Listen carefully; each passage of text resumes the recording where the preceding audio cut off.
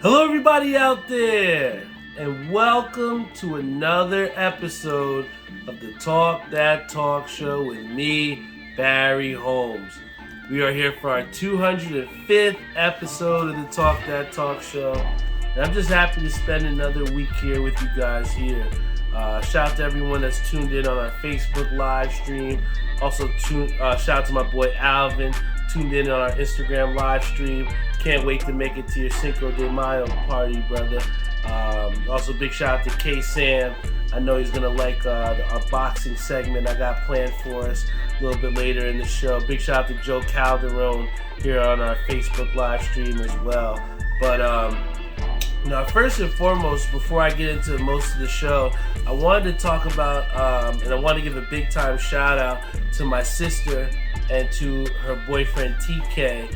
And I want to bring it up because I had the pleasure of being able to watch them bowl in their first ever tournament. And I know for me, when I started out in my bowling career, tournaments were a big part of how I kind of learned, different shots at different places and really what I was made of as far as, what happens when you have pressure on the line and when you got, money on the line. And, I think that for my sister and for TK, they spent the vast majority of the season, trying to get confident and build up their reps and constantly trying to, get better.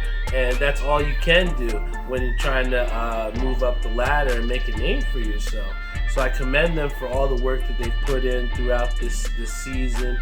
And, TK had mentioned to me multiple times before about how he wanted to go and get into a tournament.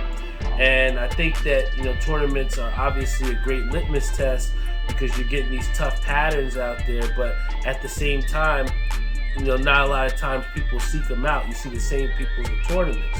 So, I think for Touri and TK, when they came into the tournament at Carolier today, they saw a lot of the heavy hitters out there. And it could have been easy for them to get starstruck or see these guys like, damn, how am I going to be able to compete with these people? Because, they got multiple 300 games and things like that, and they're just starting out. And I just saw like a sense of calm from TK and a sense of calm from Touri, even when she didn't have like maybe her best game, the first game that I saw her. But, as the tournament progressed, she started to get better and better.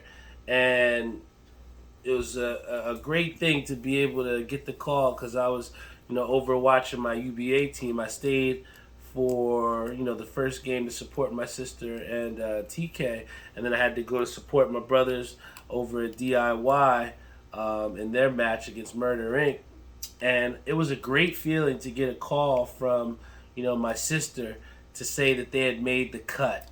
And, when you're in tournament play, every single shot comes down, make or break, whether you're going to make the cut or not.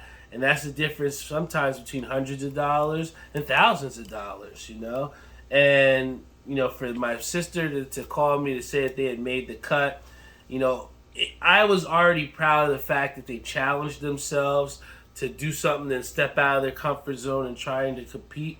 But it was another thing to then see my sister and TK succeed and advance. They wound up, I guess, placing second and finishing second in the tournament. So, let's put it this way.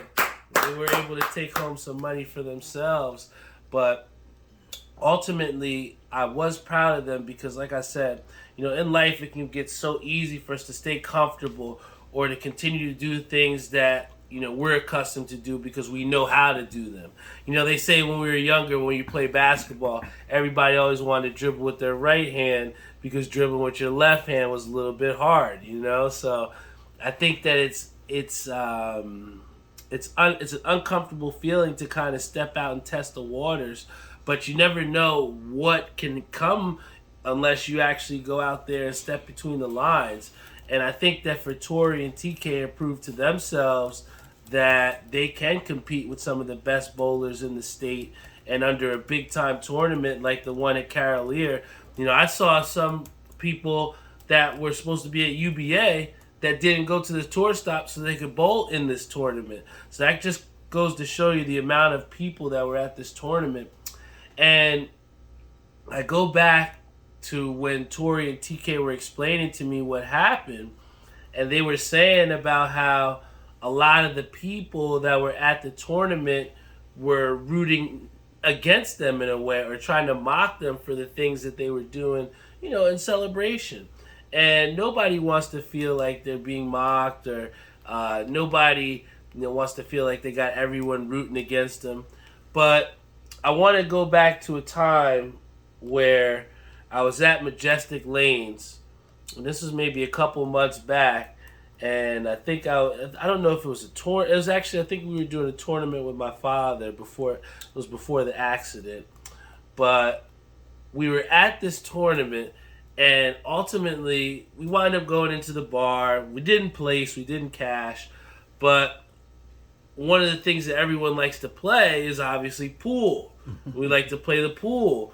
And some may say I'm a pool shark. I don't want to give my hand, but let's just say in the Holmes household, you better know how to use a pool stick. So, needless to say, I saw one of the guys at Mush, big shout out to him, but I saw him in the bar, and he was kind of running the table a little bit, and I just wanted to go up there and test myself. I hadn't played in a while, but everybody was reluctant to play him. And I was like, fuck it, I'll play the guy. And it wound up being a really good match that went down to the last ball. And in a similar situation to what Touri and TK experienced today, I felt like everybody in the bar, whether it was Mush's mom, Mush's dad, all of his friends, all the people that was rocking with him, it seemed like everybody was trying to root for him. And here's little old me in the bar by myself taking on the villain role.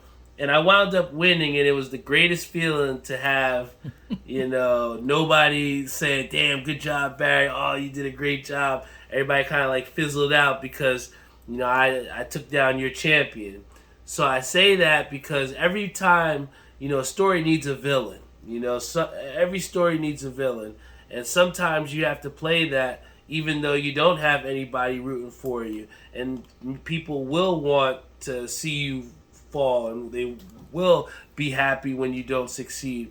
And I think that that's what Touri and TK experienced today at that tournament, was the fact that not everybody is going to be cheering for you. Not everybody's going to be rooting for you and on your side. And I think that, that's the best time to, put your best foot forward out there and kind of silence the haters and, prove that you're well equipped to do the same thing that they are.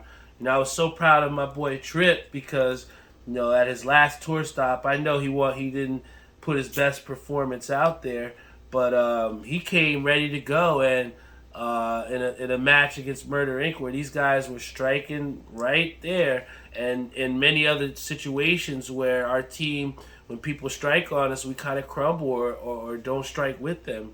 And I was just so proud of Tripp and CJ going out there and putting their best foot forward and just striking with them. I'd overheard somebody saying, oh, we need to get Tripp on our team. He's a good hype man. But, I think it speaks more to what's inside of someone. What's inside that heart to stand up and say, yo, enough is enough. I can strike with you, or I can compete with you. So it was just great to be not on the lanes and on the side of the support, to be able to see, my family members, my friends in DIY, even though we didn't get the win. I think it proved to a lot of them where we had 2 or 3 people shoot 700, and our whole goal as a team was telling people that, hey, stop making other people's success an excuse why we can't succeed. And I think that today, even though we didn't win as DIY, everyone got to see that, we're a team with heart, and we don't care who we're lined up against. We're still going to go out there and compete. And to echo the same sentiment with my sister and TK, with them having the weight of the world on their shoulders, trying to compete, not having anyone on their side, but still going out there and getting the job done. It just speaks to the growth and just what it takes to have those clutch moments. I put clutch on a t-shirt because to me, being clutch, like there's a difference, right? You can have a great athlete or you can have a clutch athlete. And I think that not every athlete is a clutch person. And I think that comes from a situation of confidence, from the repetition of work that you've put in, your body of work, the experience that you've put forth to prevail in the situation presented in front of you. Or you can be just a good bowler who, does what you're supposed to, or you're a good athlete who, gets the job done. But in those elevated situations where the game is on the line, can you deliver? And, over across the lanes before, I saw a guy in Sal that, sometimes is in the Monday Night League with us. And he had a situation going into the 10th where he had to strike out just to win by one.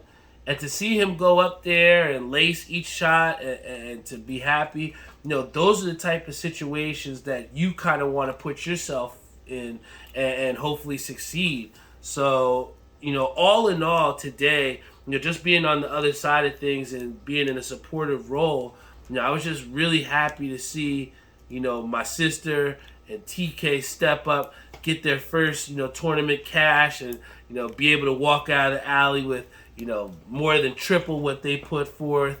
Going out of the alley and being able to see my brothers like Jihad put up a 700. It's those supportive roles and those types of things where, you can support someone to elevate their game and to show to be there for them. That's what being a teammate is all about. And I think that sometimes it's lost where, you might not be, we have some people who might not be in our lineup but don't show up to support the teammates. I was so proud of my boy Bats, who wasn't in the lineup but was still there supporting and giving guys tips, staying engaged, giving everyone an idea of how many pins they were down and stuff. It's just underestimated just how well it is to have good teammates and to be a good teammate. So, I was just happy to be a good teammate today.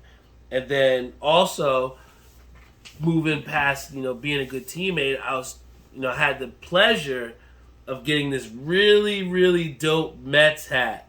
This one was actually from New Era Buffalo, and this is the Mets mascot hat. You can only get this hat in New Era Buffalo. So you may think, damn, how the hell did Barry get this hat from New Era Buffalo if he's in Jersey, right? I bring it back to say, how you treat people and the things that you do for people, can come back in good ways for you. And this guy has been someone that, big shout out to Nate, big shout out to you, brother. But Nate has been someone that, I've sold hats to back in the day. And since I've first been in the game, he's a big friend of my boy Bubba. Big shout out to Bubba. But, he actually went into my DMs and was like, yo, Capmaster, I see this Mets hat. I live in Buffalo. I know you need this hat. I'm going to grab this hat for you. And I literally was just in school, chilling on my phone, like on prep, and I get this surprise from, one of the guys that I'm in the game with. And he pretty much says he's hooked me up with this hat. So big shout out to Nate because, ultimately, he didn't have to go out of his way to get me this Mets hat straight from the New Era store in Buffalo. But he knew I was a big-time Mets fan. He knows the type of collector I am. And because of the things that I've done for him in the past, not trying to rip him off, giving him priority on certain hats for hat drops, it came back around full circle for me when it was my time in need. So I keep having these stories for you guys because I keep wanting to give you the reality, the situation that when you do good deeds for people, good things come back to you. Someone like my boy Jeezy, big shout out to him. He just had his first son, James, first child. Big shout out to my boy Jeezy. But, I could have easily went home after work and didn't, just macked out. But, knowing that he needed, he wanted a nice little pick-me-up and he was celebrating a big time, I decided to drive him his hats to the hospital, man. And I know tenfold that's going to come back to me because I wanted to do that, And I think that, when you do things for people and you do them in a honest and a full heart with the right intentions, then that's when they come back tenfold. Even my boy Nate, when he gave me this hat, he wound up giving me a couple of his pins, especially this Buffalo Bison pin that's dope. It's going to go on most of my Bison's hats when I rock them. But, he didn't have to do that. But ultimately, like I said, it just feels good when you're in the game and people do right by you and they want to do things for you.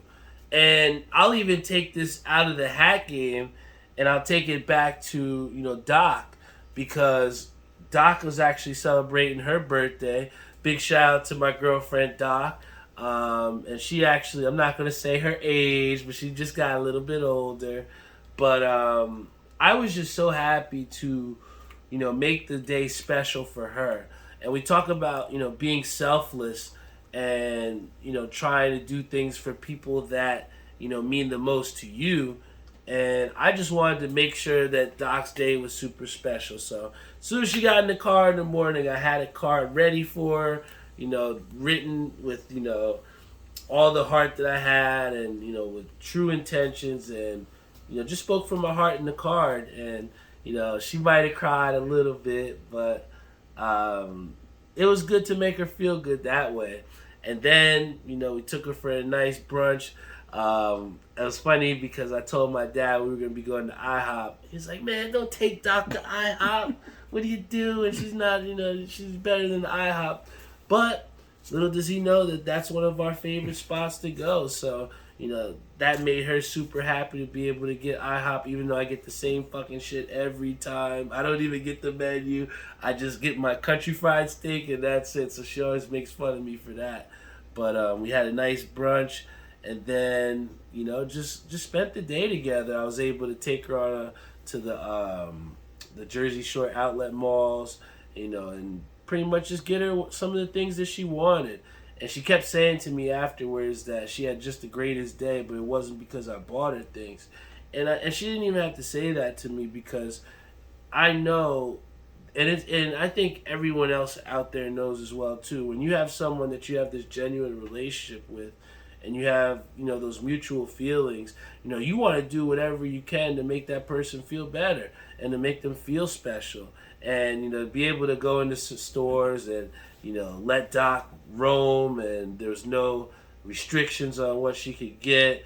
She, just really made her feel good. And then, to be able to have a cake for her, just surprising her with that, and it just, even all ultimately culminating to going to dinner together over at Delta's. Big shout out to that place. If you ever want to get some soul food, some really good soul food, it even dates back to when my dad and mom used to be outside afuera. You know what I'm saying? But we was able to go with my girlfriend, and we loved it. A nice little candlelit dinner in an intimate space. I think that just the joy on her face when they brought out that little birthday whatever with candles on it, and just the joy of walking with her throughout the Jersey Shore outlet mall. It was just I knew that I had done my job to make her birthday special, and I think that that was something that made me feel good. So I bring this all to say that when you live a selfless, or when you're thinking selflessly, other people's reactions to your selflessness can be the intrinsic value that you're looking for. And for me, it was everything to be able to say that I made my girlfriend's day on her birthday, and that's what it's all about.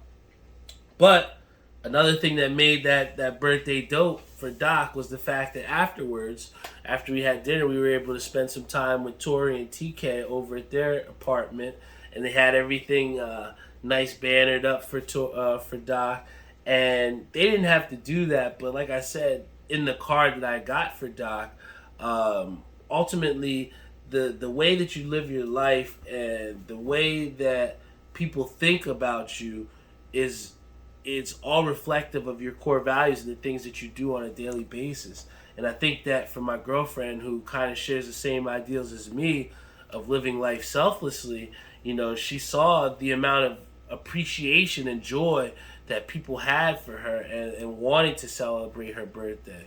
So, again, to then be able to watch the fight over at her crib, over at my sister's crib, and still have an extension of Doc's birthday party, it's just ultimately the great cap to an awesome day and one of the best days that we've had in a long time. And I bring the fight up to say that, boy, did you catch that Ryan Garcia Tank Davis fight?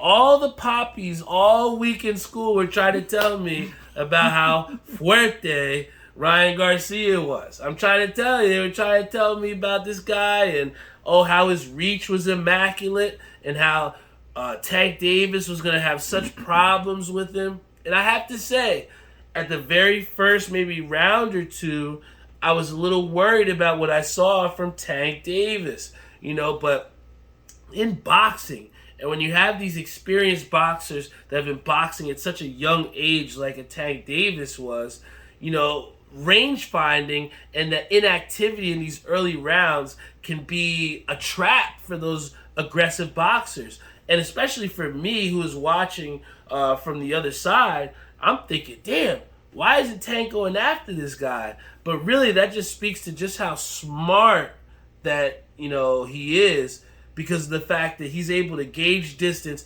get guys comfortable, and think that they can land certain shots. But really, Tank Davis' fight IQ is just immaculate, man. And what we saw was a systematic breaking down of Ryan Davis. Ryan Garcia, I should say.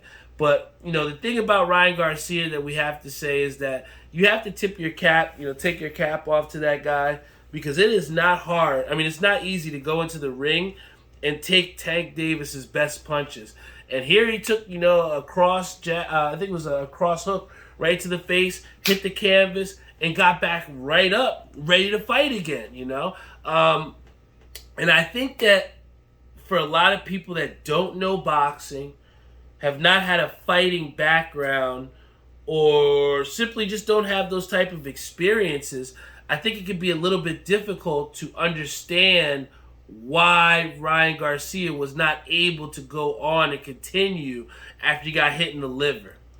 I'm here to tell you guys, and to all of you out there on YouTube, Instagram, Facebook, if you have ever got punched in the liver, I'm telling you, it is the worst feeling in the world. You ever heard of kidney shots? When you're in gym class and your buddy will just punch you in the kidney? Guys, it will take the wind from you. It will take every little strength in your legs to continue if you get hit in that liver. And what we saw was, Tank Davis pretty much delivering one of the hardest power punches that you'll see to the body. So for those thinking that, maybe Ryan Garcia had a little funny business going on, I'm telling you, if you get hit in the liver like that, it's the most incredible pain. Dad, you ever got hit in the liver before? Yes, 11th grade. 11th grade. Supposed to be wrestling, and we did not wrestle. And were you able to breathe after you got hit there? I doubled over. I'm telling you guys, if you get hit in the liver, it is no joke. But ultimately, it was a great fight from what we saw. It went, 8 rounds. I think it was 7 rounds. I thought that Tank was going to get the KO in the 8th, but he got in the 7th. But the one thing that I will say that I had to give some feedback on, and I think this goes out to any fighters out there, if you're getting big-time fights like this Tank Davis-Ryan Garcia fight was, you need to have those promotion people in place to help you sell these fights. And as Tank continues to knock people out, and as he continues to get bigger and bigger fights, he's going to have a hard time getting big purses or getting those big-time fights if he doesn't learn how to sell these fights, man. Tank Davis is one of the greatest talents, but boy, is he boring to watch when it comes down to these like fight pressers or weigh-ins. He's just a guy that just wants to box. But, when you're in boxing and when you're trying to compete with UFC, when you're in a boxing world where there's so many champions, so many belts, different productions, you have to find a way to make yourself stand out. And what Tank has been able to do is use his hands to absolutely pulverize anybody in his way. But when you want to get those big-time purses or you want to get these big-time fights, you look at a Canelo Alvarez. He is always selling out fights no matter where he is because he simply knows how to sell these fights. Floyd Mayweather, one of the most incredible fighters of our generation, was able to sell these fights. Someone like a Conor McGregor, they understand why does he get all this money in UFC when he hasn't won so many times. It's because he's been able to sell these fights. I want to see Conor McGregor fight anytime he's fighting someone because of just how well he's able to exude his persona to sell these fights. And I just think that's what we're lacking from Tank Davis. We're lacking the fact that Jim Gray goes on the interview and is telling him that he's going to become the face of boxing. How does that make you feel? Yeah, I'm the face of boxing. Come on, man! Give me a little bit more. So I think that when it comes down to boxing and it comes down to Tank Davis and these big-time fighters, I just wish that they would do a better job of selling the fights and do a better job of being on the mic in these post-fight interviews because, let's put it this way. Mike Tyson wasn't one of the best people out there, but that motherfucker could sell a fight, man. I'm telling you. Big shout out to my boy Jared Kane who says, keep it up, brother. Big shout out to you, man. Big shout out to TK, who we just talked about earlier on in the show. Big shout out to my boy Cola Rico. He says he misses you. Miss you too, big dog. And I think another thing that we got to talk about going into, leading out of what we were just speaking of, is just the fact of how physical these NBA playoffs have been as well, too. We had some questionable calls. A lot of people have asked me about the whole Draymond Green situation. I'll keep it very short and simple. Domantas Sabonis definitely encouraged that movement from Draymond Green when you hold the guy's leg down. I know if you hold my leg down or if you want to hold my sister's dog Blake's leg down, he's going to try and rip it away from you. You know what I'm saying? TK, he's going to try and rip his leg when you hold that leg. So a dog is no different from a human in the fact that if you hold this guy's leg when you're on a transition fast break opportunity, he's trying to get back on defense. Ultimately, I'm trying to rip away. This is the playoffs. Get the fuck off me. You know what I'm saying? And I think that, yes, did Draymond do it a little extra by stomping? Yes. But, to say that he deserved a suspension and to have no things happen to my boy, it's crazy, man. It's crazy. And then when you think about it also from another standpoint where you have Joel Embiid's situation where Joel Embiid kicks somebody, but Nick Claxton is the one that gets tossed out, it kind of makes you think that in the NBA there's a little bit of favoritisms that are put out there. Maybe a Draymond Green gets suspended based off of the things and his history in the past, as opposed to a Joel Embiid who's a prime-time instigator, but because he's must-see TV on a televised game, we're letting him get away with kicking somebody. And I think that that's where sometimes the refereeing in these playoff games can be a little bit difficult to understand because there's a little bit of that inconsistency happening. How does a guy in Dylan Brooks get ejected for when he's just trying to poke at the ball, but he hits LeBron in the nuts? It happens to all of us, but it's a basketball play. You have a situation where James Harden is dribbling and trying to create separation, but hits the guy in the nuts, and now he's ejected. I understand about us trying to protect the players, but ultimately, you still have to be able to play basketball. And there are going to be some things that happen when you're making basketball moves, especially when you have the speed and athleticism of these professional players.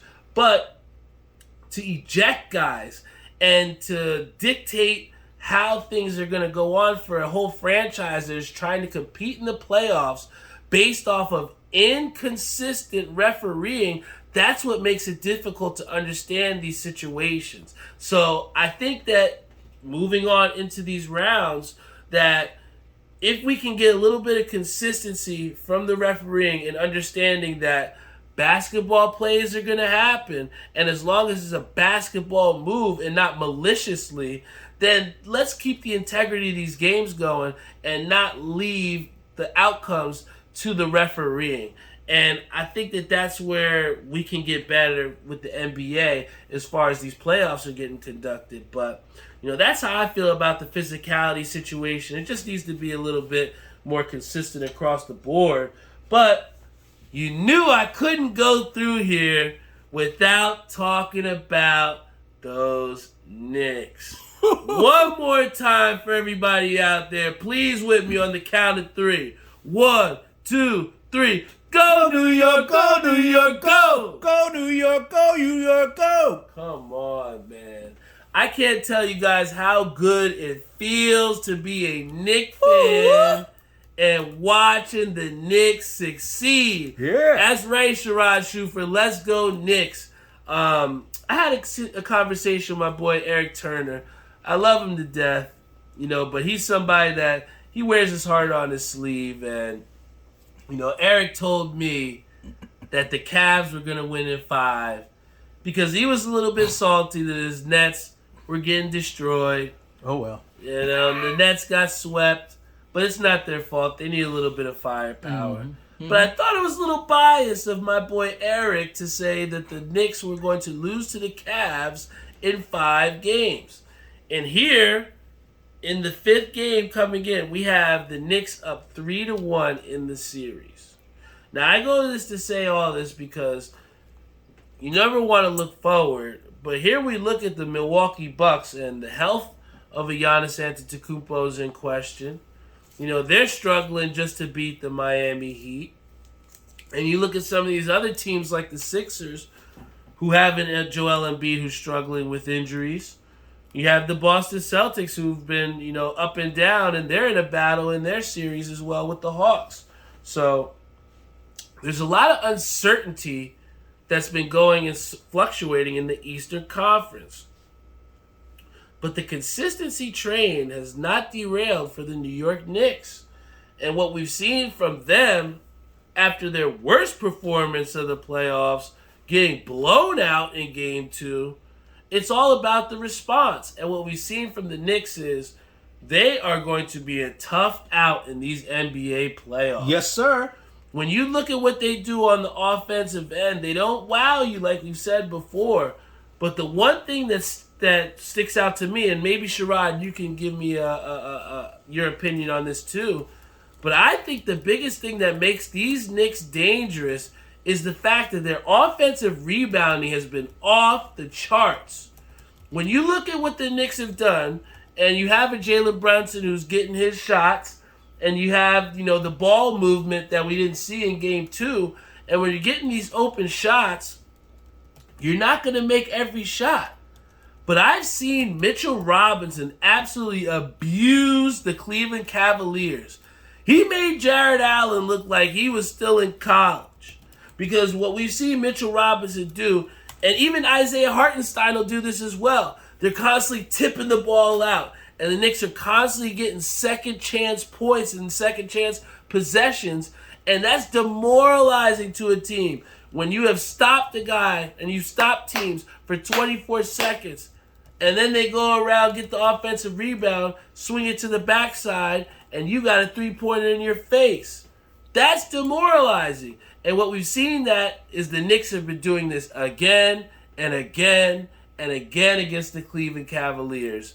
And that offensive rebounding is something that I think gives the Knicks over any edge in the Eastern Conference, because what we've seen here is the Knicks got punched in the mouth in Game 2.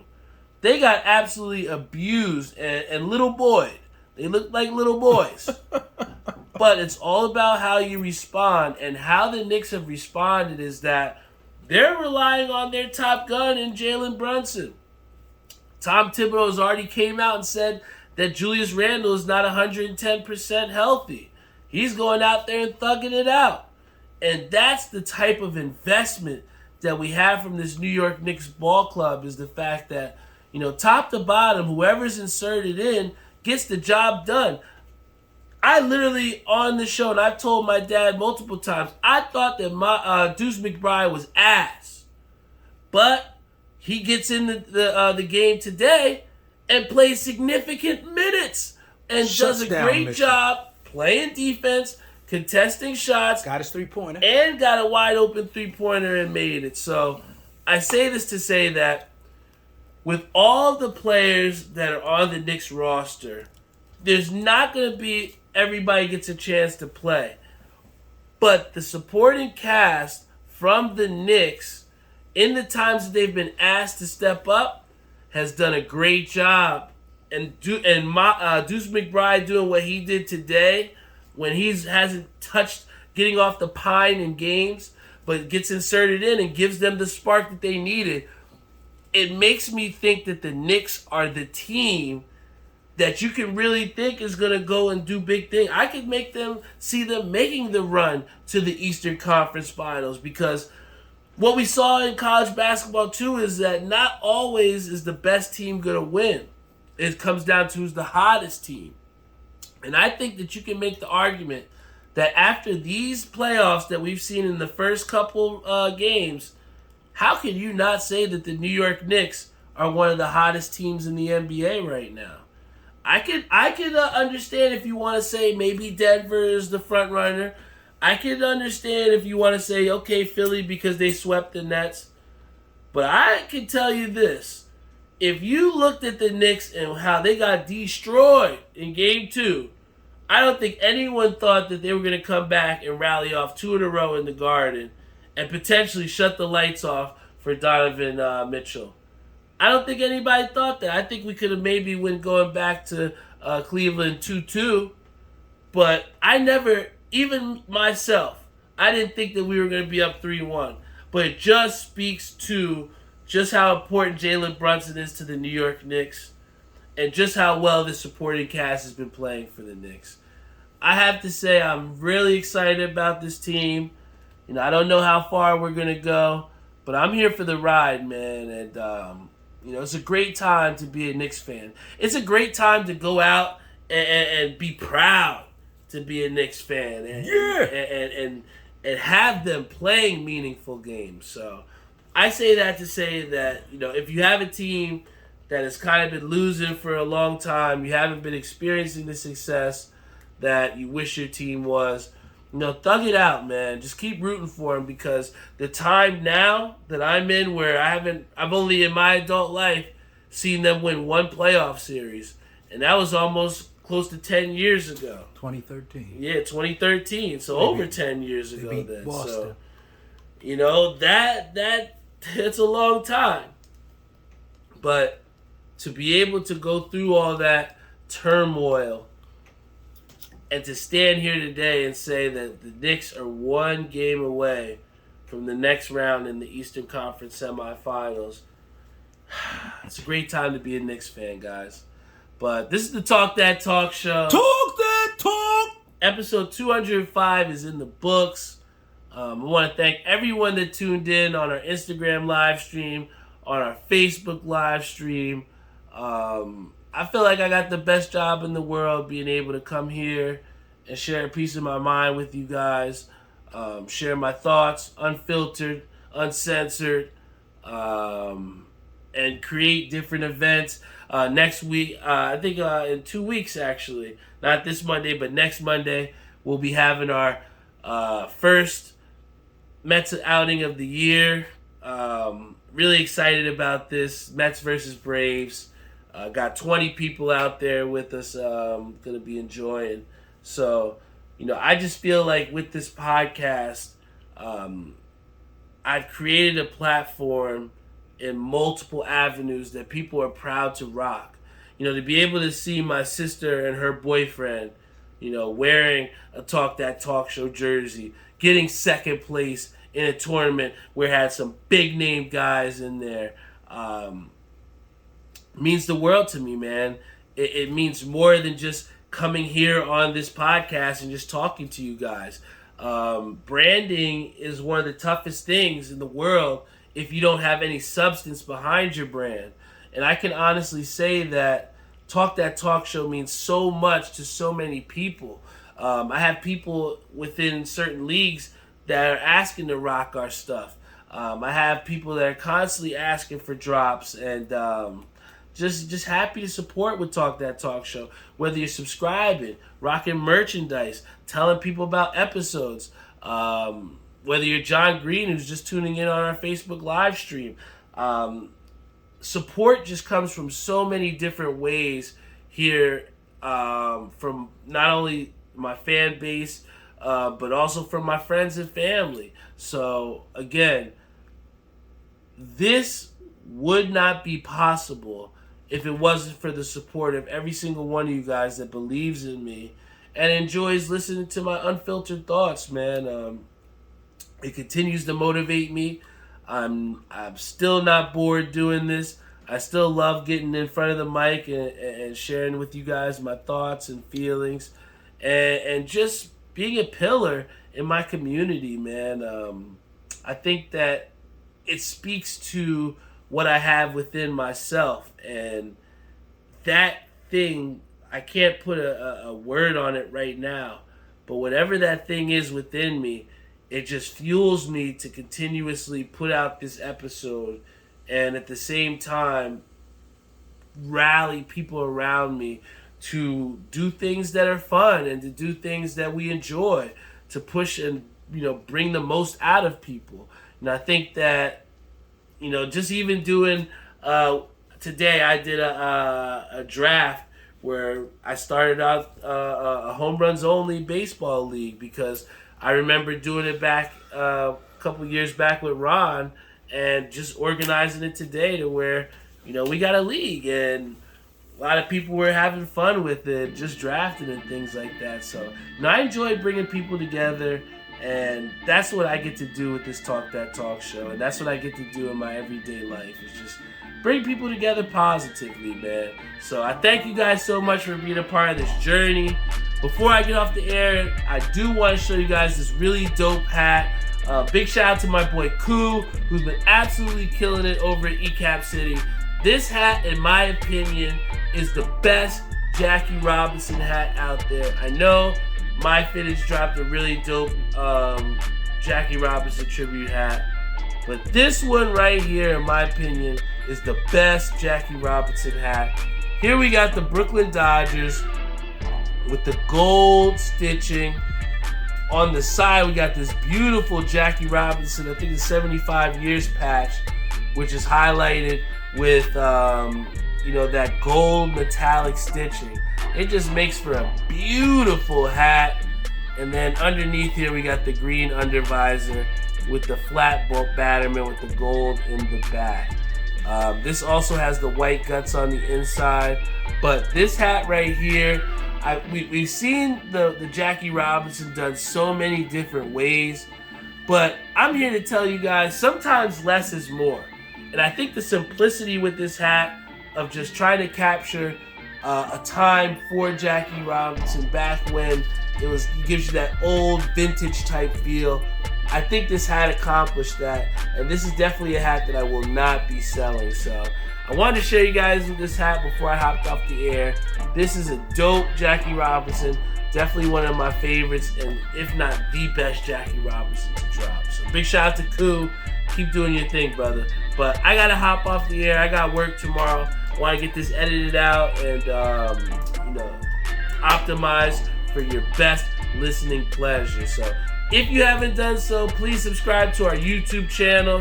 You can always check out the last couple episodes and whatever new things that we're posting on our website at talkthattalkshow.com. We're on YouTube, Spotify, Google Podcasts, Apple Podcasts, iHeartRadio, Stitcher, you name it. We're streaming on all platforms.